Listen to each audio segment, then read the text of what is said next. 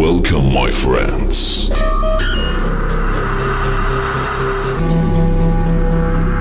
Feel free and expect the unexpected. Hello students, welcome back to our English class. In this class we are going to learn about reported speech that we also call as direct and indirect speech. Dear students, ಈ reported speech ಅಂದರೆ direct and indirect speech ಅಂತ ನಾವೇನು ಕರಿತೀವಿ, ಇದು 10ನೇ ತರಗತಿ ಹಾಗೂ second year PUC ನಲ್ಲಿ ಕೇಳ್ತಕ್ಕಂಥ ಪ್ರಶ್ನೆ ಆಗಿದೆ. ಸುಮಾರು ಜನ ವಿದ್ಯಾರ್ಥಿಗಳು ಈ ಪ್ರಶ್ನೆಗೆ ಉತ್ತರವನ್ನು ಬರೀಬೇಕಾದ್ರೆ ತುಂಬ ಮಾರ್ಕ್ಸ್ಗಳನ್ನ ಕಳ್ಕೊಂಡಿರ್ತಾರೆ. ಅದಕ್ಕೆ ಕಾರಣ ಏನು ಅಂತಂದರೆ, ಬೇರೆ ಟಾಪಿಕ್ಗಳ ಥರ ಇದು ತುಂಬ ಸಿಂಪಲ್ ಆಗಿರ್ತಕ್ಕಂಥ ಟಾಪಿಕ್ ಅಲ್ಲ. ಇದನ್ನು ನಾವು ಮಾಡಬೇಕು ಅಂತಂದರೆ ಅದಕ್ಕೆ ಕೆಲವೊಂದು ಪ್ರಿಪ್ರೇಷನ್ಗಳನ್ನ ಮಾಡಬೇಕು ಅಂತ ನಾನು ಹಿಂದಿನ ತರಗತಿನಲ್ಲೇ ಹೇಳಿದ್ದೆ.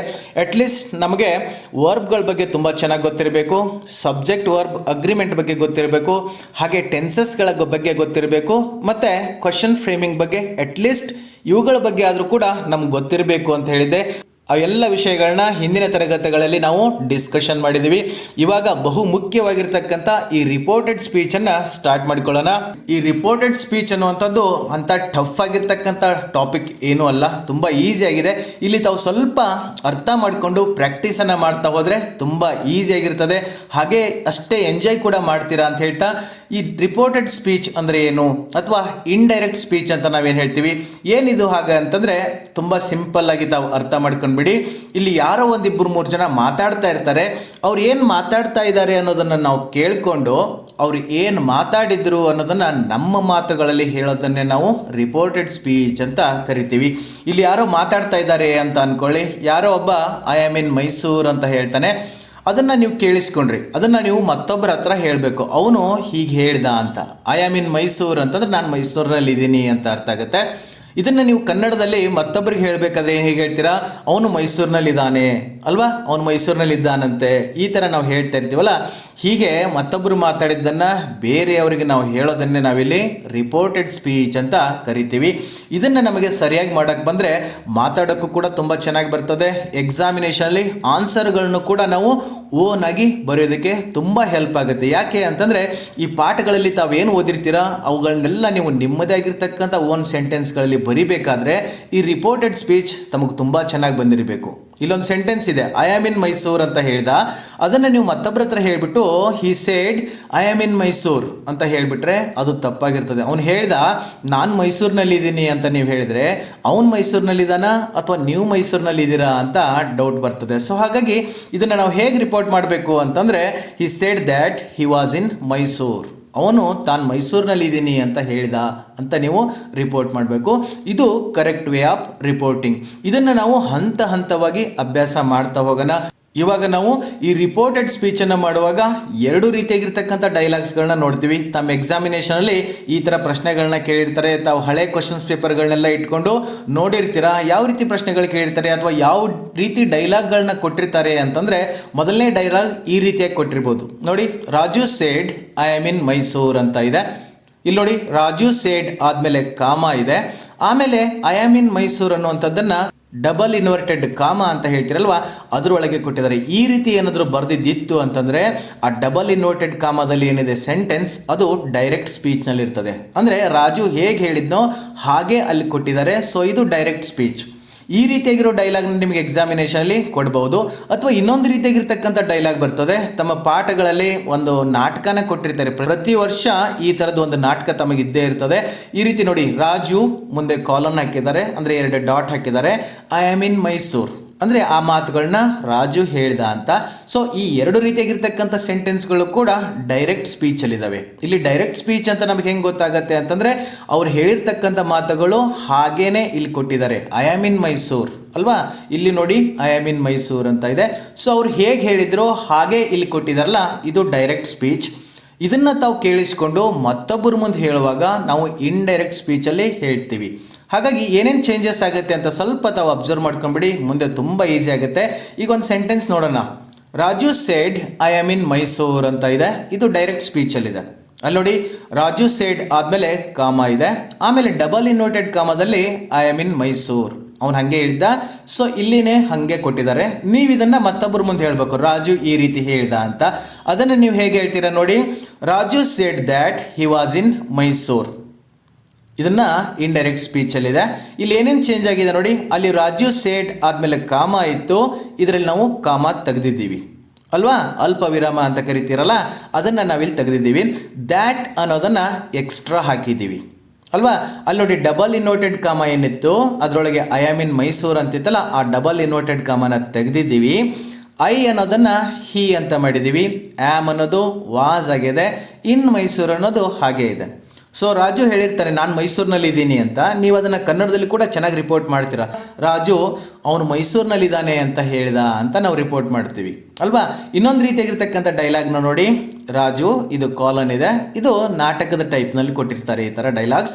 ಐ ಆಮ್ ಇನ್ ಮೈಸೂರ್ ಅಂತ ಹೇಳಿರ್ತಾನೆ. ಸೊ ರಿಪೋರ್ಟ್ ಮಾಡುವಾಗ ಎರಡನ್ನೂ ಕೂಡ ಸೇಮ್ ಮಾಡ್ತೀವಿ. Raju said that he was in Mysore ಅಂತ ಇಂಡೈರೆಕ್ಟ್ ಸ್ಪೀಚಲ್ಲಿ ಬರಿತೀವಿ. ಅಲ್ಲಿ ಕಾಲನನ್ನು ತೆಗಿತೀವಿ, ದ್ಯಾಟ್ ಅನ್ನುವಂಥ ವರ್ಡನ್ನು ಹಾಕ್ತೀವಿ. ಉಳಿದಿರೋ ಚೇಂಜಸ್ ಎಲ್ಲ ನಾವು ಹಾಗೇನೆ ಬರ್ಕೊಂಬರ್ತೀವಿ. ಸೊ ಎರಡು ರೀತಿಯಾಗಿರ್ತಕ್ಕಂಥ ಡೈಲಾಗ್ ಇದ್ರೂ ಕೂಡ ನಾವು ರಿಪೋರ್ಟ್ ಮಾಡೋದು ಒಂದೇ ಥರ ಮಾಡ್ತೀವಿ. ಸೊ ಈ ಡಿಫ್ರೆನ್ಸ್ಗಳನ್ನ ತಾವು ಅರ್ಥ ಮಾಡ್ಕೊಳ್ತಾ ಹೋಗಬೇಕು. ಮುಂದೆ ಇದನ್ನು ಪ್ರಾಕ್ಟೀಸ್ ಮಾಡಿದಂಗೆ ಇದೆಲ್ಲ ತಮಗೆ ತುಂಬ ಈಸಿಯಾಗಿ ಗೊತ್ತಾಗುತ್ತೆ. ಈ ರಿಪೋರ್ಟೆಡ್ ಸ್ಪೀಚ್ ಮಾಡುವಾಗ ಎರಡು ಮುಖ್ಯವಾಗಿರ್ತಕ್ಕಂಥ ವಿಷಯಗಳನ್ನ ತಾವು ಗಮನಿಸಲೇಬೇಕು. ಅವೇ ಮೇನ್ ಪಾರ್ಟ್ ಅಂತ ಹೇಳ್ಬೋದು. ಒಂದು ಸೆಂಟೆನ್ಸನ್ನು ಡೈರೆಕ್ಟಿಂದ ಇಂಡೈರೆಕ್ಟ್ ಸ್ಪೀಚ್ಗೆ ಚೇಂಜ್ ಮಾಡಿದಾಗ, ಅಂದರೆ ರಿಪೋರ್ಟೆಡ್ ರೈಟಿಂಗಲ್ಲಿ ಬರೆದಾಗ ಚೇಂಜ್ ಆಫ್ ಪ್ರೊನೌನ್ಸ್, ಅಲ್ಲಿರ್ತಕ್ಕಂಥ ಪ್ರೊನೌನ್ಗಳು ಚೇಂಜ್ ಆಗ್ತವೆ. ಮೇಲ್ಗಡೆ ಸೆಂಟೆನ್ಸಲ್ಲಿ ನೋಡಿ, ಅಲ್ಲಿ ಐ ಅಂತ ಇದ್ದಿದ್ದು ಇಲ್ಲಿ ಹಿ ಅಂತ ಹೇಳಿದ್ದೀವಿ. ಸೊ ಈ ರೀತಿಯಾಗಿ ಪ್ರೊನೌನ್ಗಳು ಚೇಂಜ್ ಆಗ್ತವೆ. ಆ ಪ್ರೊನೌನ್ಗಳ ಬಗ್ಗೆ ಸ್ವಲ್ಪ ತಮಗೆ ತುಂಬ ಚೆನ್ನಾಗಿ ಗೊತ್ತಿರಬೇಕು. ಈ ಪ್ರೊನೌನ್ಗಳ ಬಗ್ಗೆ ನಮಗೆ ಅಷ್ಟೊಂದು ನಾಲೆಜ್ ಇಲ್ಲ ಸರ್ ಅಂತ ಅನ್ನೋದಾದರೆ, ಈ ನಮ್ಮ ಯೂಟ್ಯೂಬ್ ಚಾನಲಲ್ಲಿ ಈ ಪ್ರೊನೌನ್ಗಳ ಬಗ್ಗೆನೇ ಒಂದು ವಿಡಿಯೋನ ಮಾಡಿ ಹಾಕಿದ್ದೀನಿ. ಅದನ್ನು ತಾವು ನೋಡಿಕೊಂಡ್ರೆ ಈ ಪ್ರೊನೌನ್ಗಳು ತುಂಬ ಚೆನ್ನಾಗಿ ಅರ್ಥ ಆಗ್ತವೆ. ಸೊ ಈ ಪ್ರೊನೌನ್ಗಳು ಚೇಂಜ್ ಆಗ್ತವೆ ರಿಪೋರ್ಟೆಡ್ ಸ್ಪೀಚ್ ಮಾಡಿದಾಗ. ಇನ್ನೊಂದು ಚೇಂಜ್ ಏನು ಅಂದರೆ ಚೇಂಜ್ ಆಫ್ ಟೆನ್ಸಸ್ಗಳ ಬಗ್ಗೆ ನಾನು ಹೇಳಿದ್ದೆ. ಅವುಗಳನ್ನ ತುಂಬ ಚೆನ್ನಾಗಿ ಪ್ರಾಕ್ಟೀಸ್ ಮಾಡಿ ಮುಂದೆ ನಮಗೆ ರಿಪೋರ್ಟೆಡ್ ಸ್ಪೀಚ್ಗೆ ಬೇಕಾಗತ್ತೆ ಅಂತ ಹೇಳ್ತಾ ಇದ್ದಲ್ಲ, ಆ ಟೆನ್ಸಸ್ಗಳ ಬಗ್ಗೆ ತಮಗೆ ಗೊತ್ತಿತ್ತು ಅಂತಂದರೆ ಇಲ್ಲಿ ತುಂಬ ಈಸಿಯಾಗಿ ನೀವು ಅದನ್ನು ಇಂಡೈರೆಕ್ಟ್ ಸ್ಪೀಚ್ನಲ್ಲಿ ಬರೆದು ಬಿಡ್ತೀರಾ. ಇವೆಲ್ಲವುಗಳನ್ನ ನಾವು ಹಂತ ಹಂತವಾಗಿ ಕಲಿತಾ ಹೋಗೋಣ. ಈಗ ಮೊದಲನೇದಾಗಿ ನಾವು ಈ ಡೈರೆಕ್ಟ್ ಇಂದ ಇಂಡೈರೆಕ್ಟ್ ಸ್ಪೀಚ್ಗೆ ಚೇಂಜ್ ಮಾಡುವಾಗ ಕೆಲವೊಂದು ಕಾಮನ್ ಆಗಿರ್ತಕ್ಕಂಥ ಸಾಮಾನ್ಯವಾಗಿರ್ತಕ್ಕಂಥ ಕೆಲವೊಂದು ಚೇಂಜಸ್ ಆಗ್ತವೆ. ಅವುಗಳ ಬಗ್ಗೆ ಇವತ್ತಿನ ಕ್ಲಾಸ್ನಲ್ಲಿ ಡಿಸ್ಕಷನ್ ಮಾಡೋಣ. ಇನ್ನು ಮುಂದಿನ ಕ್ಲಾಸ್ನಲ್ಲಿ ಟೆನ್ಸಸ್ಗಳ ಬಗ್ಗೆ, ಅಂದರೆ ಸೆಂಟೆನ್ಸ್ಗಳಲ್ಲಿ ಏನೇನು ಚೇಂಜಸ್ ಆಗುತ್ತೆ ಅನ್ನೋದನ್ನು ನೋಡ್ತಾ ಹೋಗೋಣ. ತಾವು ಸ್ವಲ್ಪ ಇದನ್ನು ಗಮನ ಇಟ್ಟು ಕೇಳಿಕೊಂಡು ಸ್ವಲ್ಪ ಅಭ್ಯಾಸ ಮಾಡ್ಕೊಂಡು ಹೋಗ್ಬಿಡಿ. ತಮಗೆ ಮುಂದೆ ತುಂಬ ಈಸಿ ಆಗುತ್ತೆ ಅಂತ ಹೇಳ್ತಾ, ಸರ್ ಇದೆಲ್ಲ ನಮಗೆ ಗೊತ್ತಲ್ಲ, ಯಾಕೆ ಇದನ್ನೆಲ್ಲ ಹೇಳ್ತಾ ಇದ್ದೀರಿ ಅಂತ ಸ್ವಲ್ಪ ನೆಗ್ಲೆಕ್ಟ್ ಮಾಡಿದ್ರು ಸರಿ. ಇಲ್ಲಿ ಪ್ರೊನೌನ್ ಆಗಿರ್ಬೋದು, ಟೆನ್ಸಸ್ ಆಗಿರ್ಬೋದು, ಅವುಗಳನ್ನ ಚೇಂಜ್ ಮಾಡುವಾಗ ತಾವು ಸಣ್ಣ ಮಿಸ್ಟೇಕ್ ಮಾಡಿದ್ರು ಕೂಡ ಮಾರ್ಕ್ಸ್ನ ಕಳ್ಕೊಂಡು ಬಿಡ್ತೀರಾ. ತುಂಬ ಜನ ವಿದ್ಯಾರ್ಥಿಗಳು ಕೇಳ್ತಾ ಇದ್ದಾರೆ, PUC ಸೆಕೆಂಡ್ ಇಯರ್ನಲ್ಲಿ ಔಟ್ ಮಾರ್ಕ್ಸ್ ಕೊಡಲ್ಲ ಸರ್ ಯಾಕೆ ಅಂತ. ಇಂಥ ಸಣ್ಣ ಪುಟ್ಟ ಮಿಸ್ಟೇಕ್ಗಳೇ ನಮಗೆ ಮಾರ್ಕ್ಸ್ ಕಳ್ಕೊಳ್ಳೋದಕ್ಕೆ ಕಾರಣ ಆಗಿರ್ತವೆ. ಸೊ ಹಾಗಾಗಿ ಸ್ವಲ್ಪ ಒಂದು 10 ನಿಮಿಷ ಜಾಸ್ತಿ ಹೋದ್ರೂ ಪರವಾಗಿಲ್ಲ, ಈ ಕಂಪ್ಲೀಟ್ ವಿಡಿಯೋನ ನೋಡ್ಕೊಳ್ಳಿ. ಇದಾದಮೇಲೆ ನಾವು ಸ್ಟೆಪ್ ಬೈ ಸ್ಟೆಪ್ ಹೇಗೆ ಪ್ರಾಕ್ಟೀಸ್ ಮಾಡ್ತೀವಿ ತಾವು ಕೂಡ ಹಾಗೆ ಪ್ರಾಕ್ಟೀಸ್ ಮಾಡಿ. ಆ ಎಕ್ಸಾಮಿನೇಷನಲ್ಲಿ ಅವ್ರು ಯಾವುದೇ ಸೆಂಟೆನ್ಸ್ ಕೊಡಲಿ, ಯಾವುದೇ ಕಾನ್ವರ್ಜೇಷನ್ ಕೊಡಲಿ, ನೀವು ರಿಪೋರ್ಟ್ ಮಾಡೋದಕ್ಕೆ ರೆಡಿಯಾಗಿರ್ತೀರಾ ಅಂತ ಹೇಳ್ತಾ, ಡೈರೆಕ್ಟ್ ಇಂದ ಒಂದು ಸೆಂಟೆನ್ಸ್ ಅನ್ನು ನಾವು ಇಂಡೈರೆಕ್ಟ್ ಸ್ಪೀಚ್ ನಲ್ಲಿ ಬರೆದಾಗ ಅಲ್ಲಿ ಕಾಮನ್ ಆಗಿ ಏನೇನು ಚೇಂಜಸ್ ಆಗ್ತವೆ ಅಂತ ಇವಾಗ ಒಂದೊಂದೇ ನೋಡ್ಕೊಂಡು ಹೋಗೋಣ. ಡೈರೆಕ್ಟ್ ಸ್ಪೀಚ್ ಅಲ್ಲಿ ಐ ಅಂತ ಯೂಸ್ ಆಗಿದ್ರೆ ಅದನ್ನು ನಾವು ಇಂಡೈರೆಕ್ಟ್ ಸ್ಪೀಚ್ ಅಲ್ಲಿ ಬರೆಯುವಾಗ ಹಿ ಅಂತ ಬರಿಬೇಕು ಅಥವಾ ಶಿ ಅಂತ ಬರಿಬೇಕಾಗುತ್ತೆ. ಐ ಅಂದ್ರೆ ನಾನು, ಹಿ ಅಂತಂದ್ರೆ ಅವನು ಅಂತ ಅರ್ಥ ಆಗುತ್ತೆ, ಸಿ ಅಂತಂದ್ರೆ ಅವಳು ಅಂತ ಅರ್ಥ ಆಗುತ್ತೆ. ಇಲ್ಲಿ ಆ ಮಾತಾಡ್ತಕ್ಕಂಥವ್ರು ಯಾರು ಅಂತ ನಾವು ನೋಡ್ಕೋಬೇಕು. ಯಾರಾದರೂ ಹುಡುಗ ಮಾತಾಡ್ತಾ ಇದ್ದ ಅಂತಂದ್ರೆ ಹಿ ಅಂತ ಬಳಸಬೇಕು. ಅದೇ ಯಾವುದಾದ್ರೂ ಹುಡುಗಿ ಮಾತಾಡ್ತಾ ಇದ್ಲ ಅಂತಂದ್ರೆ ನಾವು ಶಿ ಅಂತ ಬಳಸಬೇಕಾಗತ್ತೆ. ಈಗ ಉದಾಹರಣೆ ನೋಡಿದ್ರೆ ತಮ್ಗೆ ಈಸಿಯಾಗಿ ಗೊತ್ತಾಗುತ್ತೆ. ಇಲ್ಲಿ ಎಕ್ಸಾಂಪಲ್ ಇದೆ ನೋಡಿ, Raju said I am A student. ಇಲ್ಲಿ ನೋಡಿ ಹೇಳ್ತಾ ಇರ್ತಕ್ಕಂಥವ್ರು ಯಾರು, ಇದನ್ನ ರಾಜು ಹೇಳ್ತಾ ಇದ್ದಾನೆ. ಏನಂತ ಹೇಳ್ತಾ ಇದ್ದಾನೆ? I am A student. ಇಲ್ಲಿ ಐ ಅಂದರೆ ಯಾರು? ರಾಜು ಒಬ್ಬ ಹುಡುಗ ಆಗಿರೋದ್ರಿಂದ ನಾವು ರಿಪೋರ್ಟ್ ಮಾಡುವಾಗ ಈ ಐ ಅನ್ನೋದ್ರ ಬದಲಾಗಿ ಹಿ ಅಂತ ಬಳಸಬೇಕು. ಇದನ್ನು ನಾವು ಹೇಗೆ ರಿಪೋರ್ಟ್ ಮಾಡ್ಬೋದು ನೋಡಿ. Raju said that he was a student. ಇಲ್ಲಿ ನೋಡಿ ಮೊದಲನೇ ಸೆಂಟೆನ್ಸಲ್ಲಿ ಐ ಅಂತ ಇದೆ, ಅದನ್ನು ನಾವು ನೆಕ್ಸ್ಟ್ ಸೆಂಟೆನ್ಸಲ್ಲಿ ಅಂದರೆ ರಿಪೋರ್ಟ್ ಮಾಡಿದಾಗ ಹಿ ಅಂತ ಚೇಂಜ್ ಮಾಡಿದ್ದೀವಿ. ಇನ್ನೂ ಬೇರೆ ಬೇರೆ ಚೇಂಜಸ್ಗಳೆಲ್ಲ ಆಗ್ತಾ ಇರ್ತವೆ. ತಾವು ಅವುಗಳ ಬಗ್ಗೆ ಯೋಚನೆ ಮಾಡೋಕ್ಕೆ ಹೋಗಬೇಡಿ. ಮುಂದಿನ ಕ್ಲಾಸ್ನಲ್ಲಿ ಅದೆಲ್ಲ ತಮಗೆ ಕ್ಲಿಯರ್ ಆಗುತ್ತೆ. ಇವಾಗ ಯಾವ ವರ್ಡ್ ಅಥವಾ ಪದ ರಿಪೋರ್ಟೆಡ್ ಸ್ಪೀಚ್ ಮಾಡುವಾಗ ಅದು ಏನು ಚೇಂಜ್ ಆಗುತ್ತೆ ಅನ್ನೋದನ್ನು ಮಾತ್ರ ಕಾನ್ಸಂಟ್ರೇಟ್ ಮಾಡ್ತಾ ಹೋಗಿ. ಆ ಸೆಂಟೆನ್ಸ್ಗಳ ಮುಂದೆ DS ಮತ್ತು IS ಅಂತ ಬರೆದಿದ್ದೀನಿ. DS ಅಂತಂದರೆ ಅದು ಡೈರೆಕ್ಟ್ ಸ್ಪೀಚಲ್ಲಿದೆ, IS ಅಂತಂದರೆ ಇಂಡೈರೆಕ್ಟ್ ಸ್ಪೀಚಲ್ಲಿದೆ ಅಂತ ಅರ್ಥ. ಈಗ ಇನ್ನೊಂದು ಉದಾಹರಣೆ ನೋಡೋಣ.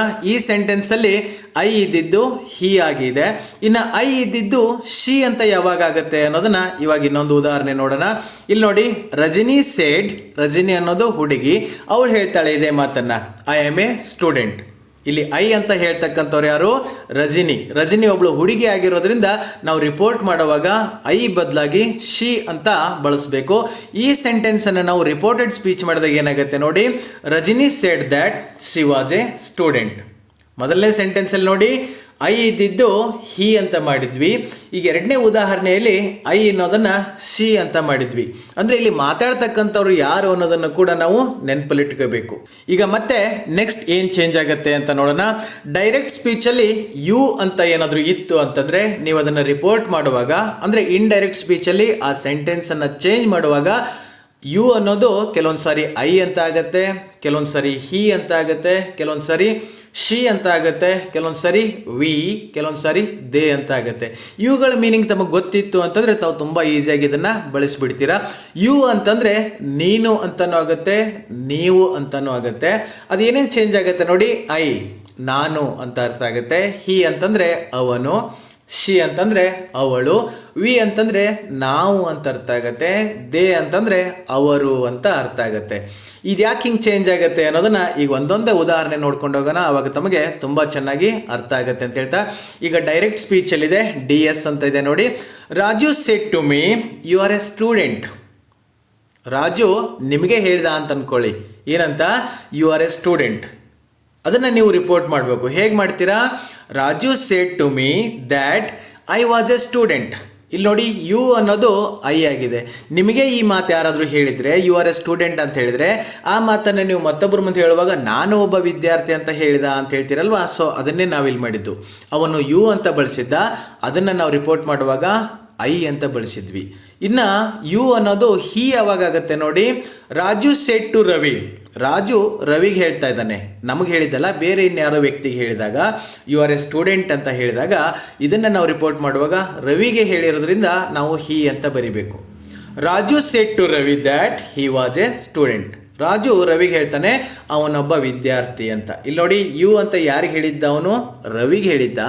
ರವಿ ಒಬ್ಬ ಹುಡುಗ ಆಗಿರೋದ್ರಿಂದ ನಾವು ಹಿ ಅಂತ ಅದನ್ನ ಬಳಸಬೇಕು.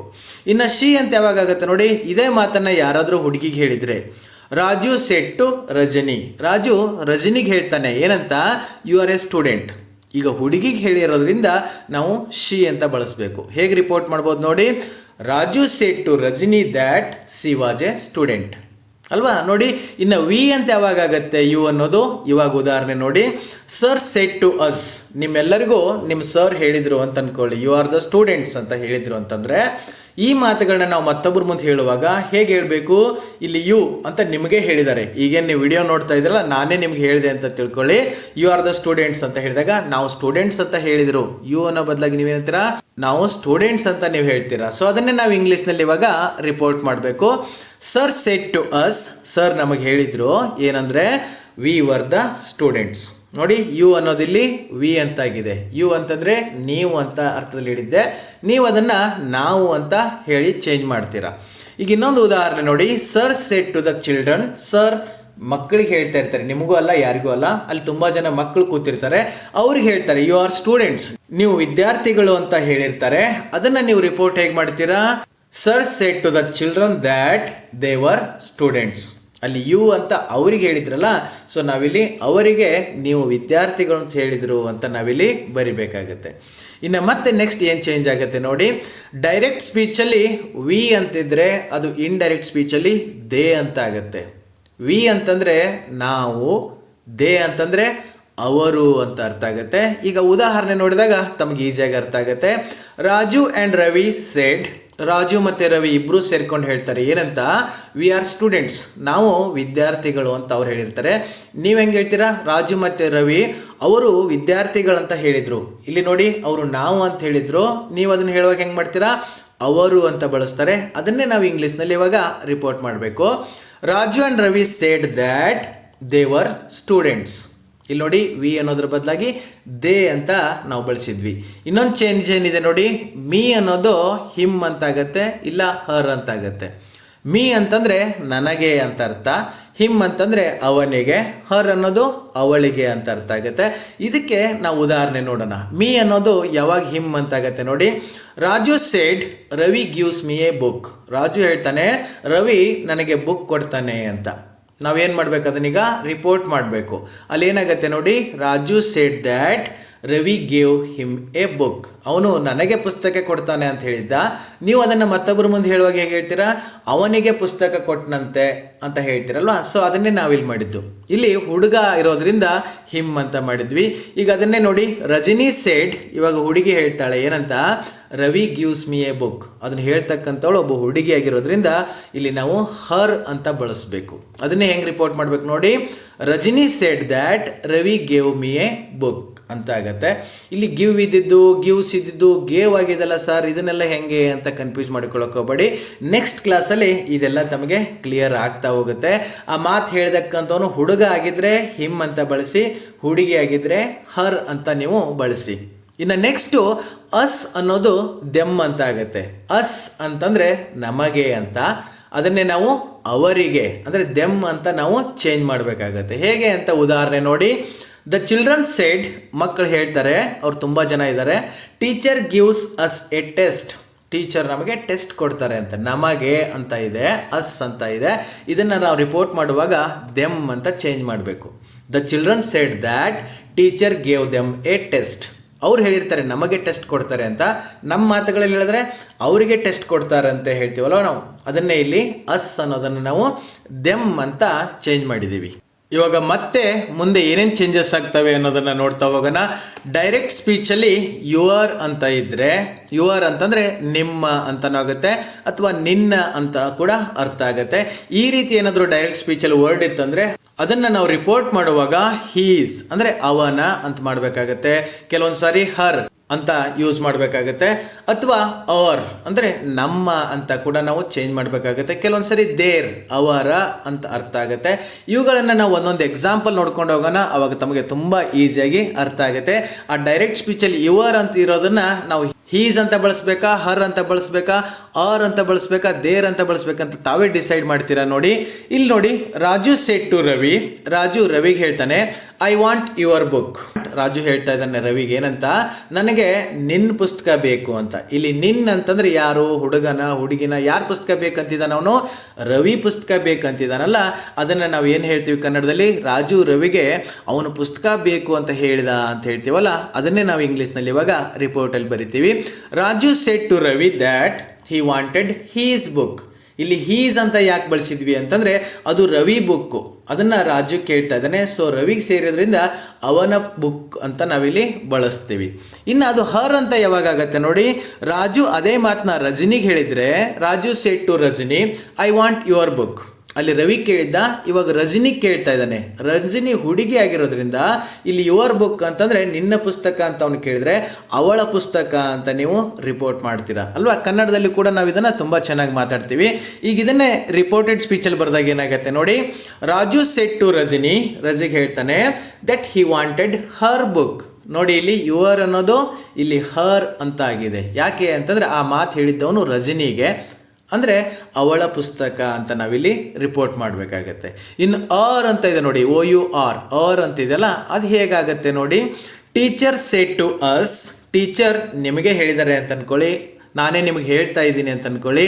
ಐ ವಾಂಟ್ ಯುವರ್ ನೋಟ್ಸ್ ಅಂತ ನಾನು ನಿಮಗೆ ಹೇಳ್ತೀನಿ ಅಲ್ವಾ. ನೀವು ಅದನ್ನು ಮತ್ತೊಬ್ಬರು ಮುಂದೆ ಹೇಳಬೇಕು, ಸರು ನಮ್ಮ ನೋಟ್ಸ್ ಬೇಕು ಅಂತ ಹೇಳಿದ್ದಾರೆ ಅಲ್ವಾ. ನಾನು ಹೇಳಿದ್ದು ನಿಮ್ಮ ನೋಟ್ಸ್ ಅಂತ, ಬಟ್ ನೀವು ಹೆಂಗೆ ಹೇಳ್ತೀರಾ, ನಮ್ಮ ನೋಟ್ಸ್ ಕೇಳ್ತಿದ್ದಾರೆ ಅಂತ ಹೇಳ್ತೀರಾ. ಸೊ ಅದನ್ನೇ ನಾವಿಗೆ ರಿಪೋರ್ಟೆಡ್ ಸ್ಪೀಚಲ್ಲಿ ಚೇಂಜ್ ಮಾಡ್ತೀವಿ. ಹೇಗಿದೆ ನೋಡಿ, teacher said to us, teacher ನಿಮ್ಗೆ ಹೇಳ್ತಾರೆ ಏನಂತ, ಹಿ ವಾಂಟೆಡ್ ಅವರ್ ಬುಕ್, ಅವರಿಗೆ ನಮ್ಮ ಬುಕ್ ಬೇಕಂತೆ ಅಂತ ಹೇಳ್ತಾರೆ. ಇಲ್ಲಿ ಯುವರ್ ಅನ್ನೋದು ಆರ್ ಅಂತ ಆಗಿದೆ.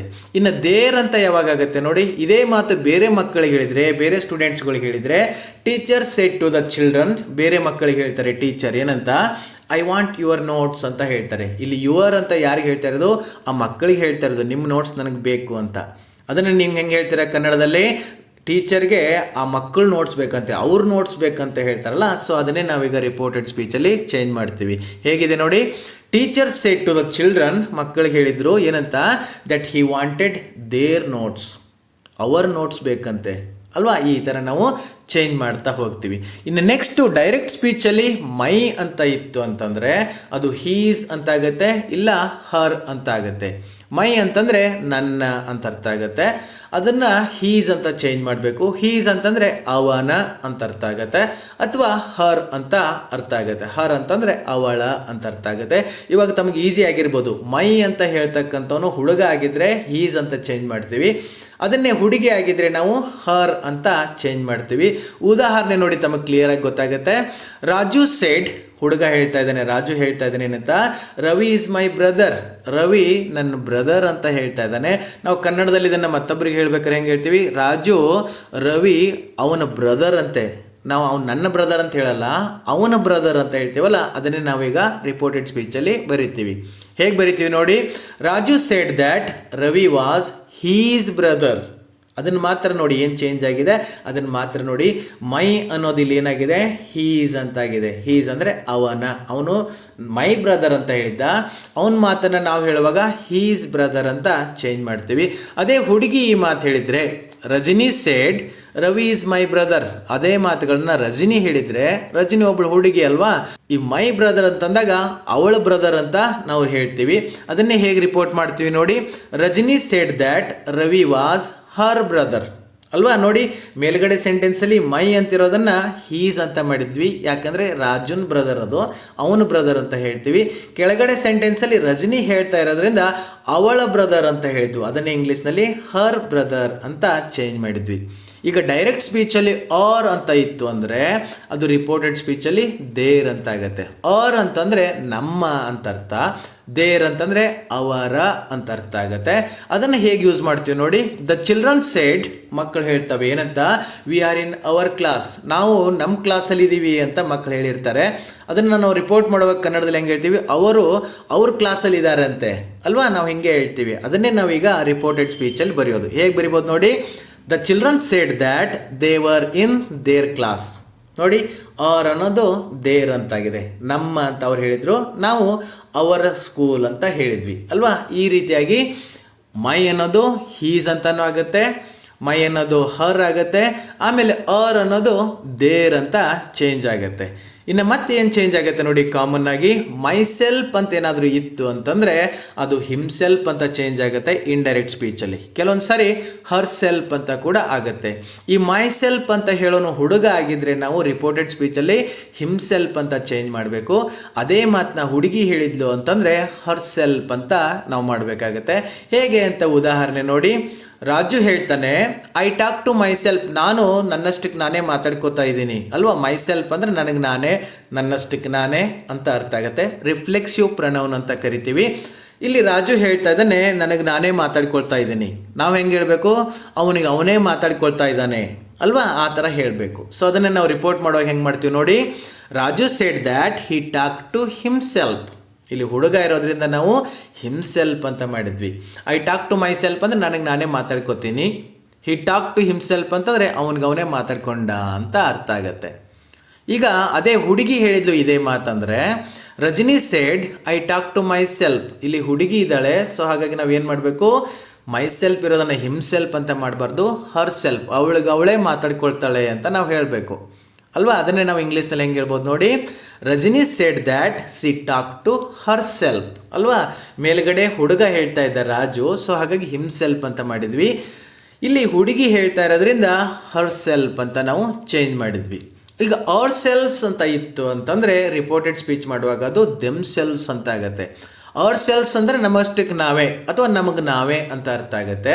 ದೆಮ್ ಸೆಲ್ಸ್ ಅಂತಂದರೆ ಅವ್ರಿಗವರೇ ಅಥವಾ ಅವರಷ್ಟಕ್ಕೆ ಅವರೇ ಅಂತ ಅರ್ಥ ಆಗುತ್ತೆ. ಇದನ್ನು ಸೆಂಟೆನ್ಸಲ್ಲಿ ನೋಡಿ ಹೇಗೆ ಬರ್ತದೆ, ದ ಚಿಲ್ಡ್ರನ್ ಸೆಡ್, ಮಕ್ಕಳು ಹೇಳ್ತವೆ, ಎಲ್ಲ ಸೇರ್ಕೊಂಡೆ ಹೇಳ್ತಾರೆ ಏನಂತ, we complete the work ourselves, ನಮ್ಮ ಕೆಲಸ ನಾವೇ ಮಾಡ್ಕೊಂಡ್ವಿ ಅಂತ ಹೇಳ್ತಾ ಇದ್ರು ಅಂತಂದರೆ ನೋಡಿ, ಅವ್ರು ಅವರ್ ಸೆಲ್ಸ್ ಅಂತಾರೆ, ನಮಗೆ ನಾವೇ ಕೆಲಸ ಮಾಡ್ಕೊಂಡ್ವಿ ಅಂತ ಹೇಳ್ತಾ ಇದ್ದಾರೆ. ನಾವು ಅವರೇ ಕೆಲಸ ಮಾಡ್ಕೊಂಡ್ರು ಅಂತ ಹೇಳ್ತೀವಿ ಕನ್ನಡದಲ್ಲಿ ಅಲ್ವಾ. ಅದನ್ನೇ ನಾವೀಗ ರಿಪೋರ್ಟೆಡ್ ಸ್ಪೀಚಲ್ಲಿ ಏನು ಮಾಡ್ತೀವಿ ನೋಡಿ, the children said that they completed the work themselves ಅವ್ರಿಗವರೇ ಕಂಪ್ಲೀಟ್ ಮಾಡಿಕೊಂಡ್ರು ಕೆಲಸನ ಅಂತ ಹೇಳ್ತೀವಿ ಅಲ್ವಾ. ಇನ್ನು ನೆಕ್ಸ್ಟ್ ನೋಡಿ, ಹಿಯರ್ ಅಂತ ಇದೆ, ಅದನ್ನು ನಾವು ದೇರ್ ಅಂತ ಚೇಂಜ್ ಮಾಡಬೇಕು. ಹಿಯರ್ ಅಂತಂದರೆ ಇಲ್ಲಿ ಅಂತ ಅರ್ಥ ಆಗುತ್ತೆ, ದೇರ್ ಅಂತಂದರೆ ಅಲ್ಲಿ ಅಂತ ಅರ್ಥ ಆಗುತ್ತೆ ಅಲ್ವಾ.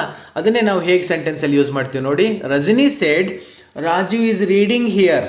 ರಜನಿ ಹೇಳ್ತಾರೆ ರಾಜು ಇಲ್ಲಿ ಓದ್ತಾ ಇದ್ದಾನೆ ಅಂತ.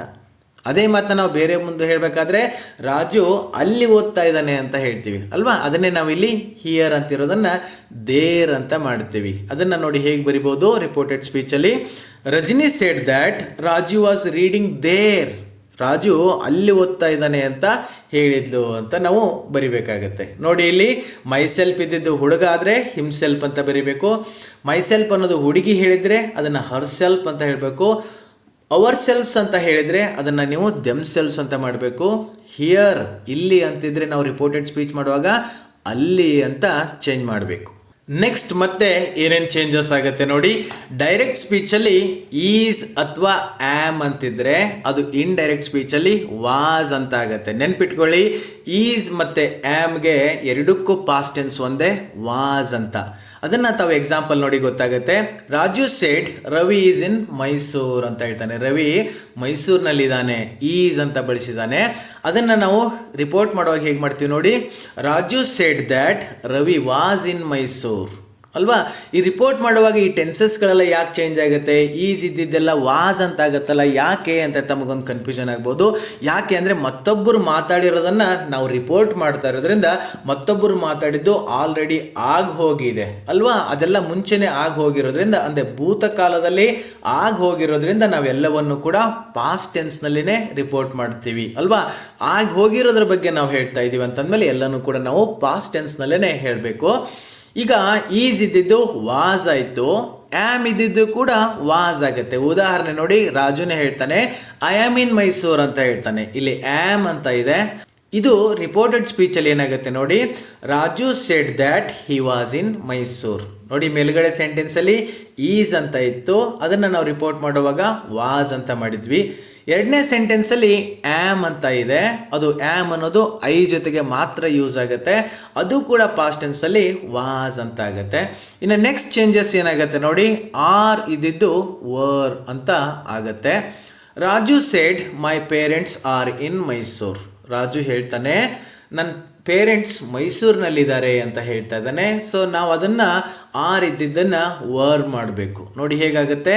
Raju said that his parents were in Mysuru ಅಲ್ವಾ. ಅವನು ಹೇಳ್ತಾನೆ ನಮ್ಮ ತಂದೆ ತಾಯಿಗಳು ಮೈಸೂರಿನಲ್ಲಿದ್ದಾರೆ ಅಂತ ಹೇಳಿರ್ತಾನೆ. ನಾವು ಅದನ್ನು ಮತ್ತೊಬ್ಬರ ಮುಂದೆ ಹೇಳೋಗಿರ್ತಾವೆ, ರಾಜು ಅವ್ರ ತಂದೆ ತಾಯಿಗಳು ಮೈಸೂರಿನಲ್ಲಿ ಇದ್ರಂತ ಹೇಳಿದ ಅಂತ ಹೇಳ್ತೀವಲ್ಲ.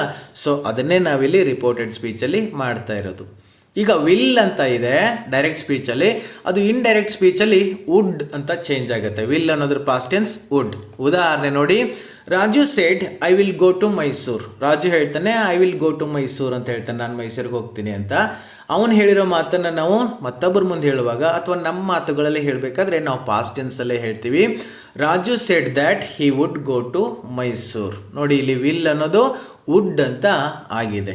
ನೆಕ್ಸ್ಟ್ ಮತ್ತೆ ಇನ್ನೇನು ಚೇಂಜಸ್ ಆಗುತ್ತೆ ನೋಡಿ. ಡೈರೆಕ್ಟ್ ಸ್ಪೀಚಲ್ಲಿ ಹ್ಯಾಸ್ ಅಥವಾ ಹ್ಯಾವ್ ಇದ್ದರೆ ಅವೆರಡು ಕೂಡ ಒಂದೇನೆ. ಹ್ಯಾಸ್ ಮತ್ತು ಹ್ಯಾವ್ ಎರಡು ಪ್ರೆಸೆಂಟ್ ಟೆನ್ಸ್ನಲ್ಲಿ ಇರ್ತವೆ. ಸಿಂಗ್ಯುಲರ್ ಇದ್ದರೆ ಹ್ಯಾಸ್ ಬಳಸ್ತೀವಿ, ಪ್ಲೂರಲ್ ಇದ್ದರೆ ಹ್ಯಾವ್ ಅಂತ ಬಳಸ್ತೀವಿ. ಇದನ್ನು ನಾವು ಸಬ್ಜೆಕ್ಟ್ ವರ್ಬ್ ಅಗ್ರಿಮೆಂಟ್ ಕ್ಲಾಸಲ್ಲಿ ನೋಡಿದ್ದೀವಿ.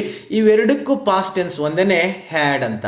ಸೊ ಡೈರೆಕ್ಟ್ ಸ್ಪೀಚಲ್ಲಿ ಹ್ಯಾಸ್ ಇದ್ರೂ ಕೂಡ ನಾವು ಅದನ್ನು ಹ್ಯಾಡ್ ಅಂತಲೇ ಚೇಂಜ್ ಮಾಡಬೇಕು. ಹ್ಯಾವ್ ಅಂತಿದ್ರು ಕೂಡ ಅದನ್ನು ಹ್ಯಾಡ್ ಅಂತಲೇ ಚೇಂಜ್ ಮಾಡಬೇಕು. ಹೇಗೆ ಅಂತ ಉದಾಹರಣೆ ನೋಡಿ. Raju said Ravi has A car ಅಂತ ಇದೆ. ರಾಜು ಹೇಳ್ತಾನೆ ರವಿ ಹತ್ರ ಒಂದು ಕಾರ್ ಇದೆ ಅಂತ. ನೀವು ಅದನ್ನು ಹೇಗೆ ಮಾಡ್ತೀರಾ ನೋಡಿ. ಹ್ಯಾಸ್ ಅಂತ ಇದೆ, ಅದನ್ನು ಪಾಸ್ಟ್ ಟೆನ್ಸ್ ಮಾಡಿದಾಗ Raju said that Ravi had A car ಅಲ್ಲ. ನೋಡಿ ಹ್ಯಾಸ್ ಇದ್ದಿದ್ದು ಹ್ಯಾಡ್ ಅಂತ ಆಗತ್ತೆ. ಈಗ ಹ್ಯಾವ್ ಅನ್ನೋದಕ್ಕೆ ಉದಾಹರಣೆ ನೋಡಿ. Raju said I have A car. ಇಲ್ಲಿ ರಾಜು ಅಂತ ಇರೋದ್ರಿಂದ ಹ್ಯಾಸ್ ಬಳಸಿದ್ವಿ, ಐ ಅಂತ ಇರೋದ್ರಿಂದ ಹ್ಯಾವ್ ಬಳಸ್ತೀವಿ. ಹ್ಯಾವ್ ಮತ್ತು ಹ್ಯಾಸ್ ಎರಡು ಬೇರೆ ಬೇರೆ ಅಲ್ಲ, ಇದನ್ನು ಸಬ್ಜೆಕ್ಟ್ಗೆ ತಕ್ಕಂಗೆ ಬಳಸ್ತೀವಿ. ತಮಗೆಲ್ಲ ಅರ್ಥ ಆಗಿದೆ ಅಂತ ಅನ್ಕೋತೀನಿ. ಇದನ್ನು ನಾವು ರಿಪೋರ್ಟ್ ಮಾಡಿದಾಗ ಏನಾಗುತ್ತೆ ನೋಡಿ. Raju said that he had A car ಅಂತ ನಾವು ರಿಪೋರ್ಟ್ ಮಾಡಬೇಕಾಗತ್ತೆ. ನೋಡಿ ಹ್ಯಾಸ್ ಇದ್ರೂ ಕೂಡ ಹ್ಯಾಡ್ ಆಗಿದೆ, ಹ್ಯಾವ್ ಇದ್ರೂ ಕೂಡ ರಿಪೋರ್ಟ್ ಮಾಡುವಾಗ ಅದು ಹ್ಯಾಡ್ ಅಂತಾನೆ ಆಗಿದೆ. ಇನ್ನು ನೆಕ್ಸ್ಟ್ ಚೇಂಜಸ್ ನೋಡಿ. ಮೇ ಅನ್ನೋದು ಮೈಟ್ ಅಂತ ಆಗತ್ತೆ. ಇದು ಮಾಡಲ್ ವರ್ಬ್ಸ್ ಅಲ್ವಾ. ಇದನ್ನು ಪಾಸಿಬಿಲಿಟಿ ಬಗ್ಗೆ ಹೇಳುವಾಗ ಅಥವಾ ರಿಕ್ವೆಸ್ಟ್ ಮಾಡ್ಕೋವಾಗ ಇದನ್ನು ನಾವು ಬಳಸ್ತೀವಿ. ಈಗ ಮೇ ಅಂತ ಇತ್ತು ಡೈರೆಕ್ಟ್ ಸ್ಪೀಚಲ್ಲಿ ಅಂತಂದರೆ ಅದು ಇಂಡೈರೆಕ್ಟ್ ಸ್ಪೀಚಲ್ಲಿ ಏನಾಗುತ್ತೆ, ಮೈಟ್ ಅಂತ ಚೇಂಜ್ ಆಗುತ್ತೆ. ಉದಾಹರಣೆ ನೋಡಿ, Raju said Ravi may come, Ravi ಬರಬಹುದು ಅಂತ ರಾಜು ಹೇಳ್ತಾನೆ. ಅದನ್ನೇ ನಾವು ರಿಪೋರ್ಟೆಡ್ ಸ್ಪೀಚಲ್ಲಿ ಬರೀಬೇಕಾದ್ರೆ Raju said that Ravi might come ಅಂತ ನಾವು ಚೇಂಜ್ ಮಾಡಬೇಕು. ಇಲ್ಲಿ ಮೇ ಅಂತ ಇರ್ದಿದ್ದು ಮೈಟ್ ಅಂತ ಆಗುತ್ತೆ. ಇನ್ನೊಂದು ಕ್ಯಾನ್ ಅಂತ ಇದ್ದಿದ್ದು ಕುಡ್ ಅಂತ ಆಗುತ್ತೆ, ಅದ್ರ ಪಾಸ್ಟ್ ಟೆನ್ಸ್ ಅದು. Raju said I can speak in English, Raju ಹೇಳ್ತಾನೆ ನಾನು ಇಂಗ್ಲೀಷ್ನಲ್ಲಿ ಮಾತನಾಡಬಲ್ಲೆ, I can speak in English. ಇದನ್ನೇ ನಾವು ರಿಪೋರ್ಟೆಡ್ ಸ್ಪೀಚ್ ಮಾಡಿದಾಗ ಕ್ಯಾನ್ ಅನ್ನೋದನ್ನು ನಾವು ಕುಡ್ ಅಂತ ಚೇಂಜ್ ಮಾಡಬೇಕು.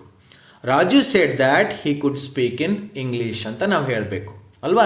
ಎಲ್ಲವನ್ನು ಕೂಡ ನಾವು ಪಾಸ್ಟ್ ಟೆನ್ಸ್ನಲ್ಲಿನೇ ರಿಪೋರ್ಟ್ ಮಾಡ್ತೀವಿ. ಇಲ್ಲಿ ಬೇರೆ ಬೇರೆ ಚೇಂಜಸ್ ಎಲ್ಲ ಆಗ್ತಾ ಇದೆ, ಅದೆಲ್ಲ ನೆಕ್ಸ್ಟ್ ಕ್ಲಾಸಲ್ಲಿ ತಮಗೆ ಕಂಪ್ಲೀಟ್ ಆಗುತ್ತೆ ಅಂತ ಹೇಳ್ತಾ ಇವತ್ತಿನ ಕ್ಲಾಸ್ನಲ್ಲಿ ಸಿಂಗಲ್ ವರ್ಡ್ಗಳು ಏನೇನು ಚೇಂಜಸ್ ಆಗ್ತವೆ ಅದರ ಬಗ್ಗೆ ಮಾತ್ರ ಕಾನ್ಸಂಟ್ರೇಟ್ ಮಾಡ್ತಾ ಹೋಗಿ ಆ ಕಾನ್ಸೆಪ್ಟನ್ನು ಅರ್ಥ ಮಾಡ್ಕೊಳ್ಳಿ. ಮುಂದಿನ ಕ್ಲಾಸಲ್ಲಿ ಇಡೀ ಕಂಪ್ಲೀಟ್ ಸೆಂಟೆನ್ಸನ್ನು ತುಂಬ ಈಸಿಯಾಗಿ ನಾವು ಹೇಗೆ ರಿಪೋರ್ಟೆಡ್ ಸ್ಪೀಚ್ ಮಾಡಬೇಕು ಅಂತ ನೋಡ್ತೀವಲ್ಲ, ಅಲ್ಲಿ ತಮಗೆ ಗೊತ್ತಾಗುತ್ತೆ ಉಳಿದಿರೋ ಚೇಂಜಸ್ ಏನೇನು ಆಗ್ತಾ ಇದೆ ಅದೆಲ್ಲ ಯಾಕೆ ಆಗ್ತಾ ಇದೆ ಅನ್ನೋದು ನೆಕ್ಸ್ಟ್ ಕ್ಲಾಸಲ್ಲಿ ಅರ್ಥ ಆಗುತ್ತೆ. ಇನ್ನು ಮತ್ತೆ ಏನೇನು ಚೇಂಜಸ್ ಆಗುತ್ತೆ ನೋಡಿ. ಡೈರೆಕ್ಟ್ ಸ್ಪೀಚಲ್ಲಿ ಮಸ್ಟ್ ಅಂತ ಯೂಸ್ ಆಗಿದ್ರೆ ಅದನ್ನು ನಾವು ಹ್ಯಾಡ್ ಟು ಅಂತ ಚೇಂಜ್ ಮಾಡಬೇಕಾಗತ್ತೆ ಅಲ್ವಾ. ನೋಡಿ ಉದಾಹರಣೆ, Raju said I must work, ನಾನು ಕೆಲಸ ಮಾಡಲೇಬೇಕು ಅಂತ ರಾಜು ಹೇಳ್ತಾನೆ. ಇಲ್ಲಿ ಮಸ್ಟ್ ಅನ್ನೋದ್ರ ಬದಲಾಗಿ ನಾವು ಹ್ಯಾಡ್ ಟು ಅಂತ ಚೇಂಜ್ ಮಾಡಬೇಕು. ರಿಪೋರ್ಟ್ ಹೆಂಗೆ ಮಾಡ್ತೀರಾ, Raju said that he had to work ಅಂತ ನಾವು ಹೇಳಬೇಕು ಅಲ್ವಾ. ಇನ್ನು ನೆಕ್ಸ್ಟ್ ನೋಡಿ, ದಿಸ್ ಇದ್ದಿದ್ದು ದ್ಯಾಟ್ ಅಂತ ಆಗುತ್ತೆ. ದಿಸ್ ಅಂತಂದರೆ ಇದು, ದ್ಯಾಟ್ ಅಂತಂದರೆ ಅದು ಅಲ್ವಾ. ಯಾರಾದರೂ ಹೇಳ್ತಿರ್ತಾರೆ ದಿಸ್ ಈಸ್ ಮೈ ಮೊಬೈಲ್ ಅಂತ ನಾನು ಹೇಳಿರ್ತೀನಿ, ನೀವು ಮತ್ತೊಬ್ಬರಿಗೆ ಆ ಮಾತು ಹೇಳುವಾಗ ಆ ಮೊಬೈಲ್ ಅಲ್ಲಿರಲ್ಲ, ನನ್ನ ಹತ್ರ ಇರ್ತದಲ್ಲ, ಆವಾಗ ನೀವೇನು ಹೇಳ್ತೀರಾ, ದ್ಯಾಟ್ ಅಂತ ಹೇಳ್ತೀರಾ, ಅದು ಅಂತ ಹೇಳ್ತೀರಲ್ವಾ. ಇದು ಅಂತ ನಾನು ಹೇಳಿದರೆ ನೀವು ಮತ್ತೊಬ್ಬರ ಮುಂದೆ ಹೇಳುವಾಗ ಅದು ಅಂತ ಬಳಸ್ತಿರಲ್ಲ, ಅದನ್ನೇ ನಾವಿಲ್ಲಿ ಚೇಂಜ್ ಮಾಡ್ತಿದ್ದೀವಿ. ಉದಾಹರಣೆ ನೋಡಿ, Raju said I want this pen, Raju ಹೇಳ್ತಾನೆ ನನಗೆ ಈ ಪೆನ್ ಬೇಕು, ಅಲ್ಲಿ ಯಾವುದೋ ಒಂದು ಪೆನ್ ಇದೆ ಅದನ್ನು ಹೇಳ್ತದೆ ನನಗೆ ಈ ಪೆನ್ ಬೇಕು ಅಂತ. ನೀವು ಅದನ್ನು ಹೆಂಗೆ ಹೇಳ್ತೀರ, ಅವನಿಗೆ ಆ ಪೆನ್ ಬೇಕಂತೆ ಅಂತ ಹೇಳ್ತೀರ. ಅವನು ಈ ಪೆನ್ ಬೇಕು ಅಂದರೆ ನೀವು ರಿಪೋರ್ಟ್ ಮಾಡುವಾಗ ಆ ಪೆನ್ನು ಅಂತ ಹೇಳ್ತೀರಾ ಅಲ್ವಾ. ಇದನ್ನೇ ನಾವು ರಿಪೋರ್ಟೆಡ್ ಸ್ಪೀಚಲ್ಲಿ ಹೆಂಗೆ ಹೇಳ್ತೀವಿ ನೋಡಿ, Raju said that he wanted that pen ಅಲ್ವಾ. ದಿಸ್ ಅನ್ನೋದು ದ್ಯಾಟ್ ಆಗಿದೆ, ಅಲ್ಲಿ ವಾಂಟ್ ಅಂತಿದ್ದು ಇಲ್ಲಿ ವಾಂಟೆಡ್ ಆಗ್ಯದಲ್ಲ ಸರ್ ಅಂತ ಅನ್ಬೇಡಿ, ಅದು ನೆಕ್ಸ್ಟ್ ಕ್ಲಾಸಲ್ಲಿ ತಮಗೆ ಚೆನ್ನಾಗಿ ಅರ್ಥ ಆಗುತ್ತೆ. ಈಗ ದಿಸ್ ಅನ್ನೋದು ದ್ಯಾಟ್ ಅಂತ ಆಗುತ್ತಲ್ಲ, ಅದನ್ನು ಮಾತ್ರ ತಾವು ಗಮನಿಸಿ. ಇನ್ನು ದೀಸ್ ಅನ್ನೋದು ದೋಸ್ ಅಂತ ಆಗುತ್ತೆ. ದಿಸ್ ಅನ್ನೋದರ ಪ್ಲೂರಲ್ ಬಹುವಚನ ದೀಸ್ ಅಂತ ಆಗುತ್ತೆ, ದ್ಯಾಟ್ ಅನ್ನೋದ್ರ ಬಹುವಚನ ದೋಸ್ ಅಂತ ಆಗುತ್ತೆ. ಸೊ ಅಷ್ಟೇ ವ್ಯತ್ಯಾಸ. ಅಲ್ಲಿ ದೀಸ್ ಅಂತಿದ್ರೆ ಅಲ್ಲಿ ನೀವು ದೋಸ್ ಅಂತ ಬರಿಬೇಕು ಅಲ್ವಾ. ಈಗ ನನ್ನ ಹತ್ರ ಇಲ್ಲಿ ಪಕ್ಕದಲ್ಲಿ ಕೆಲವೊಂದು ಬುಕ್ ಇದ್ದಾವೆ, ದೀಸ್ ಆರ್ ಮೈ ಬುಕ್, ಇವು ನನ್ನ ಪುಸ್ತಕಗಳು ಅಂತ ಹೇಳ್ತೀನಿ. ಅದನ್ನೇ ನೀವು ಮತ್ತೊಬ್ರು ಹೇಳೋಕೆ ಅವು ಅವ್ರ ಪುಸ್ತಕ ಅಂತೆ ಹೇಳ್ತೀರಲ್ವಾ. ಸೊ ಅದನ್ನೇ ನಾವಿಲ್ಲಿ ಮಾಡೋದು. ಉದಾಹರಣೆ ನೋಡಿ, Raju shed these are my books, Raju ಹೇಳ್ತಾನೆ ಇವು ನನ್ನ ಪುಸ್ತಕ ಅಂತ. ನೀವು ಅದೇ ಮಾತನ್ನ ಮತ್ತೊಬ್ಬರು ಅಂತ ಹೇಳಿದಾಗ ಅವು ಅವನ ಪುಸ್ತಕ ಅಂತೆ ಅಲ್ವಾ, ಆ ಥರ ಹೇಳ್ತೀವಿ. ಅದನ್ನು ನೋಡಿ ಹೇಗೆ ಚೇಂಜ್ ಮಾಡ್ತೀವಿ. Raju said that those were his books, ಇಲ್ಲಿ ದೀಸ್ ಅಂತಿದ್ದಲ್ಲಿ ದೋಸ್ ಅಂತ ಮಾಡಿದ್ವಿ. ಮೇಲ್ಗಡೆ ಸೆಂಟೆನ್ಸಲ್ಲಿ ದಿಸ್ ಇದ್ದಿದ್ದು ದ್ಯಾಟ್ ಅಂತ ಆಯಿತು. ಸೊ ಈ ರೀತಿಯಾಗಿರ್ತಕ್ಕಂಥ ಕಾಮನ್ ಚೇಂಜಸ್ಗಳನ್ನ ನಾವು ಮೊದಲು ಕಲ್ತ್ಕೋಬೇಕು. ಮತ್ತು ಇನ್ನೇನೇನು ಚೇಂಜಸ್ ಆಗುತ್ತೆ ನೋಡಿ. ನೌ ಅಂತ ಇದ್ದರೆ ಅದನ್ನು ನಾವು ದೆನ್ ಅಂತ ಮಾಡಬೇಕು ಅಲ್ವಾ. ನೌ ಐ ಆಮ್ ಟೀಚಿಂಗ್ ಅಂತ ನಾನು ಹೇಳ್ತೀನಿ ಅಂತಂದರೆ ನೀವು ನೌ ಹೀ ಈಸ್ ಟೀಚಿಂಗ್ ಅಂತ ಹೇಳಬಾರ್ದು. ನೌ ಸರ್ ಇವಾಗ ನಾನು ಪಾಠ ಮಾಡ್ತಾ ಇದ್ದೀನಿ ಅಂತ ನಾನು ಹೇಳಿದರೆ ನೀವು ಮತ್ತೊಬ್ಬರ ಮುಂದೆ ಹೇಳಬೇಕಾದ್ರೆ ಆವಾಗ ಅವ್ರು ಪಾಠ ಮಾಡ್ತಾಯಿದ್ರು ಅಲ್ವಾ. ನಾನು ಇವಾಗ ಅಂತ ಹೇಳಿದ್ರೆ ನೀವು ಮತ್ತೊಬ್ಬರ ಮುಂದೆ ಹೇಳುವಾಗ ಆವಾಗ ಅಂತ ಹೇಳ್ತೀರಲ್ವಾ. ನೌ ಅಂದರೆ ಈಗ, ದೆನ್ ಅಂದರೆ ಆವಾಗ. ಉದಾಹರಣೆ ನೋಡಿ ತಮಗೆ ಈಸಿ ಆಗುತ್ತೆ. Raju said I am in Mysuru now, ನಾನು ಇವಾಗ ಮೈಸೂರಿನಲ್ಲಿದ್ದೀನಿ ಅಂತ ರಾಜು ಹೇಳ್ತಾನೆ. ನೀವು ಹೆಂಗೆ ಹೇಳ್ತೀರಾ, ಅವನು ಮೈಸೂರಿನಲ್ಲಿದ್ದಂತೆ ಆವಾಗ ಅಂತ ಹೇಳ್ತೀವಲ್ವಾ. ಅದನ್ನೇ ನಾವು ರಿಪೋರ್ಟೆಡ್ ಸ್ಪೀಚಲ್ಲಿ ಹೇಗೆ ಬರಿತೀವಿ ನೋಡಿ. Raju said that he was in Mysore then, ಅಲ್ಲಿ ನೌ ಅಂತ ಅವನು ಹೇಳಿದ್ದ, ನೀವು ದೆನ್ ಅಂತ ಹೇಳ್ತೀರಾ. ನಿಮ್ಮ ಮಾತುಗಳಲ್ಲಿ ಹೇಳ್ತಾ ಇದ್ರಲ್ಲ, ಅದಕ್ಕೆ ಇದೆಲ್ಲ ಬದಲಾವಣೆ ಆಗುತ್ತೆ. ಎಗೋ ಅಂತಿದ್ದು ಬಿಫೋರ್ ಅಂತ ಆಗುತ್ತೆ. ಎಗೋ ಅಂತಂದರೆ ಮೊದಲು, ಬಿಫೋರ್ ಅಂತಂದರೆ ಮುಂಚೆ. ಸೊ ಹೆಚ್ಚು ಕಡಿಮೆ ನಾವು ಎರಡನ್ನೂ ಒಂದೇ ಥರ ಬಳಸ್ತಾ ಇರ್ತೀವಿ. ಅದನ್ನು ಹೇಗೆ ಉದಾಹರಣೆ ನೋಡಿ ತಮಗೆ ಕ್ಲಿಯರಾಗಿ ಗೊತ್ತಾಗುತ್ತೆ. Raju shed 2 years ago I had A car, 2 ವರ್ಷಗಳ ಹಿಂದೆ ನನ್ನ ಹತ್ರ ಕಾರ್ ಇತ್ತು. ನೀವು ಹಾಗೆ ಹೇಳ್ಬೋದಲ್ಲ ಸರ್ ಅಂತಂದರೆ, ಅವ್ನು ಹೇಳಿದಾಗ 2 ವರ್ಷದ ಹಿಂದೆ ಆಗಿತ್ತು, ನೀವೊಂದು 4-5 ವರ್ಷ ಬಿಟ್ಟು ಇದನ್ನು ಮಾತು ಹೇಳ್ತಾ ಇದ್ರಿ ಅಂತಂದರೆ 2 ವರ್ಷದ ಹಿಂದೆ ಅಂತ ಹೇಳಿದ್ರೆ ನಾವು ತಪ್ಪಾಗತ್ತೆ. 2 ವರ್ಷಕ್ಕಿಂತ ಮೊದಲು ಅವನ ಹತ್ರ ಕಾರ್ ಇತ್ತಂತೆ ನಾವು ಹೇಳ್ತೀವಿ ಅಲ್ವಾ. ಅದನ್ನೇ ನಾವು ಬಿಫೋರ್ ಅಂತ ಹೇಳ್ತೀವಿ.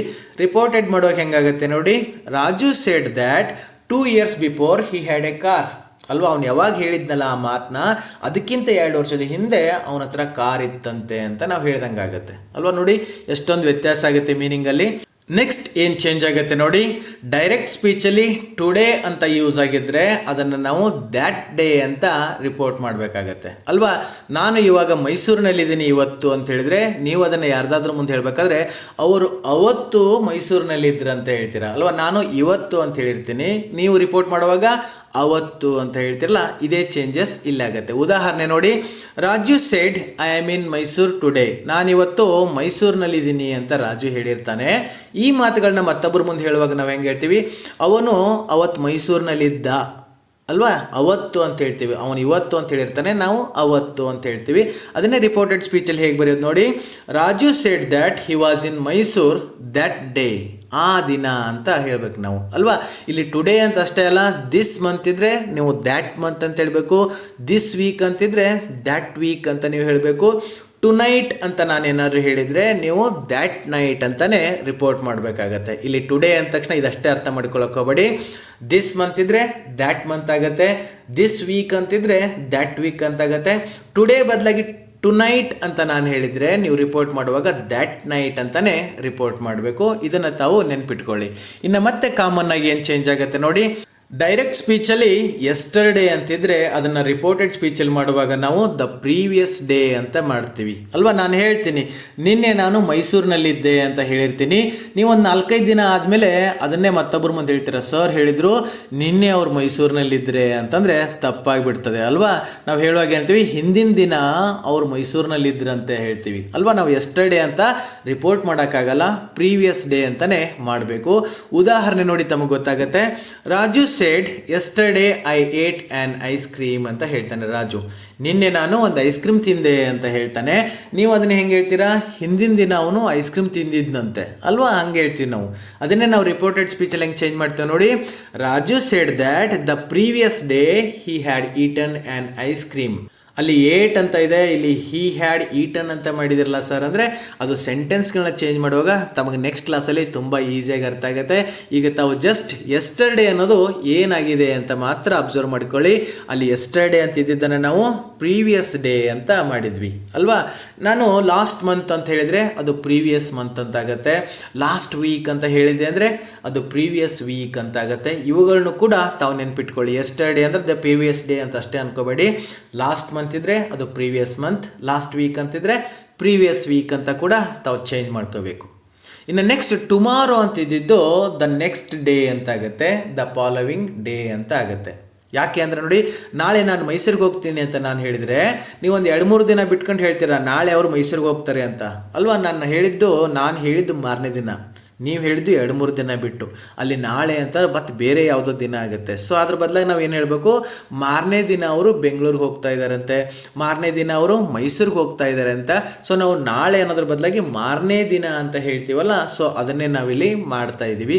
ಉದಾಹರಣೆ ನೋಡಿ, Raju said tomorrow I will go to Mysuru, ನಾಳೆ ನಾನು ಮೈಸೂರಿಗೆ ಹೋಗ್ತೀನಿ ಅಂತ ಹೇಳ್ತಾನೆ.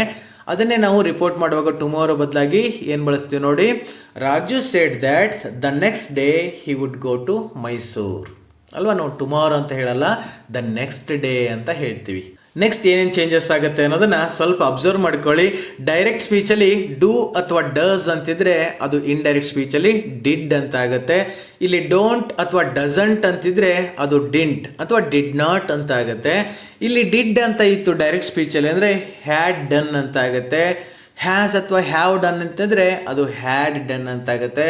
ವಾಸ್ ಡೂಯಿಂಗ್ ಇದ್ದಿದ್ದು ಹ್ಯಾಡ್ ಬೀನ್ ಡೂಯಿಂಗ್ ಅಂತ ಆಗುತ್ತೆ. ಶಾಲ್ ಇದ್ದಿದ್ದು ಶುಡ್ ಅಥವಾ ವುಡ್ ಆಗುತ್ತೆ. ಇವುಗಳ ಬಗ್ಗೆ ಇವತ್ತಿನ ಕ್ಲಾಸ್ನಲ್ಲಿ ಡಿಸ್ಕಷನ್ ಮಾಡೋದು ಬೇಡ. ನೆಕ್ಸ್ಟ್ ಕ್ಲಾಸಲ್ಲಿ ನಮಗೆ ಇದ್ರ ಬಗ್ಗೆ ತುಂಬ ಕ್ಲಿಯರಾಗಿ ಅರ್ಥ ಆಗುತ್ತೆ. ಯಾಕೆ ಅಂದರೆ ನೆಕ್ಸ್ಟ್ ಕ್ಲಾಸಲ್ಲಿ ನಾವು ಟೆನ್ಸಸ್ಗಳ ಚೇಂಜಸ್ ಬಗ್ಗೆ ಮಾತಾಡ್ತೀವಲ್ಲ, ಅಲ್ಲಿ ನಮಗೆ ಇವೆಲ್ಲ ತುಂಬ ಚೆನ್ನಾಗಿ ಅರ್ಥ ಆಗುತ್ತೆ. ಸೊ ಇದನ್ನು ನಾವು ನೆಕ್ಸ್ಟ್ ಕ್ಲಾಸ್ಗೆ ಇಟ್ಕೊಳ್ಳೋಣ. ನೆಕ್ಸ್ಟ್ ಕ್ಲಾಸಲ್ಲಿ ನಾವು ಕಂಪ್ಲೀಟ್ ಸೆಂಟೆನ್ಸನ್ನು ಡೈರೆಕ್ಟಿಂದ ಇಂಡೈರೆಕ್ಟ್ ಸ್ಪೀಚ್ಗೆ ಚೇಂಜ್ ಮಾಡ್ತೀವಿ. ಇವತ್ತಿನ ಕ್ಲಾಸ್ನಲ್ಲಿ ಒಂದೊಂದು ವರ್ಡ್ಗಳನ್ನ ಮಾತ್ರ ಏನೇನು ಚೇಂಜ್ ಆಗ್ತವೆ ಅಂತ ನೋಡಿದ್ವಿ. ಇನ್ನು ನೆಕ್ಸ್ಟ್ ಕ್ಲಾಸಲ್ಲಿ ಕಂಪ್ಲೀಟ್ ಸೆಂಟೆನ್ಸನ್ನು ನಾವು ಡೈರೆಕ್ಟಿಂದ ಇಂಡೈರೆಕ್ಟ್ ಸ್ಪೀಚ್ಗೆ ಹೇಗೆ ಚೇಂಜ್ ಮಾಡಬೇಕು ಅನ್ನೋದನ್ನು ನೋಡ್ಕೊಂಡು ಹೋಗ್ತೀವಿ. ಅದಕ್ಕೆ ನಮಗೆ ಟೆನ್ಸಸ್ ನಾಲೆಜ್ ತುಂಬ ಚೆನ್ನಾಗಿ ಗೊತ್ತಿರಬೇಕು. ತಮಗೆ ಹಿಂದಿನ ಕ್ಲಾಸ್ನಲ್ಲಿ ಹೇಳಿದಂಗೆ ಟೆನ್ಸಸ್ ಬಗ್ಗೆ ತುಂಬ ಚೆನ್ನಾಗಿ ಗೊತ್ತಿದೆ ಅಂತ ಅನ್ಕೋತೀನಿ. ಗೊತ್ತಿಲ್ಲ ಅಂತಂದರೆ tenses practice for reported speech ಅಂತ ಹಿಂದಿನ ಕ್ಲಾಸಲ್ಲಿ ಮಾಡಿದ್ನಲ್ಲ, ಅದನ್ನು ಸ್ವಲ್ಪ ತಾವು ನೋಡಿಕೊಂಡು ಪ್ರಾಕ್ಟೀಸ್ ಮಾಡ್ಕೊಂಬನ್ನಿ. ಆ ಟೆನ್ಸಸ್ ಬಗ್ಗೆ ಪ್ರಾಕ್ಟೀಸ್ ಮಾಡೋಕೆ ಒಂದನ್ನು ಗಮನದಲ್ಲಿಟ್ಕೊಳ್ಳಿ. ಒಂದು ಸೆಂಟೆನ್ಸನ್ನು ನೋಡಿದ ತಕ್ಷಣ ಅದು ಯಾವ ಟೆನ್ಸಲ್ಲಿದೆ ಅಂತ ತಮಗೆ ಗೊತ್ತಾಗಬೇಕು. ಅದನ್ನು ಬೇರೆ ಟೆನ್ಸಿಗೂ ಕೂಡ ಸೇಮ್ ಸೆಂಟೆನ್ಸನ್ನು ಚೇಂಜ್ ಮಾಡೋಕ್ಕೆ ತಮಗೆ ಬರಬೇಕು. ಆವಾಗ ನೆಕ್ಸ್ಟ್ ಕ್ಲಾಸಲ್ಲಿ ತುಂಬ ಈಸಿಯಾಗಿ ತಾವು ರಿಪೋರ್ಟ್ ಮಾಡ್ತೀರಾ ಅಂತ ಹೇಳ್ತಾ, ಇವತ್ತಿನ ಕ್ಲಾಸ್ನಲ್ಲಿ ಡೈರೆಕ್ಟಿಂದ ಇಂಡೈರೆಕ್ಟ್ ಸ್ಪೀಚ್ಗೆ ಏನೇನು ಚೇಂಜಸ್ ಆಗಿದೆ ಅಂತ ಹೇಳಿದ್ನಲ್ಲ, ಇದೆಲ್ಲ ತಮಗೆ ನೆನಪುಳಿಯೋದಿಲ್ಲ ಅಂತಂದರೆ ಈ ವಿಡಿಯೋ ಕೆಳಗೆ ಡಿಸ್ಕ್ರಿಪ್ಷನ್ ಬಾಕ್ಸಲ್ಲಿ ಒಂದು PDF ಫಾರ್ಮೆಟಲ್ಲಿ ಈ ಎಲ್ಲ ಚೇಂಜಸನ್ನು ಕೊಟ್ಟಿದ್ದೀನಿ. ಅದನ್ನು ಬೇಕಾದ್ರೆ ತಾವು ಡೌನ್ಲೋಡ್ ಮಾಡಿ ಇಟ್ಕೊಂಡು ಅಭ್ಯಾಸ ಮಾಡ್ಕೊಳ್ಳೋದಕ್ಕೆ ಯೂಸ್ ಮಾಡಿಕೊಳ್ಳಿ ಅಂತ ಹೇಳ್ತಾ, ಇನ್ನು ನೆಕ್ಸ್ಟ್ ಕ್ಲಾಸಲ್ಲಿ ಮತ್ತೆ ಸಿಗೋಣ. So till then take care.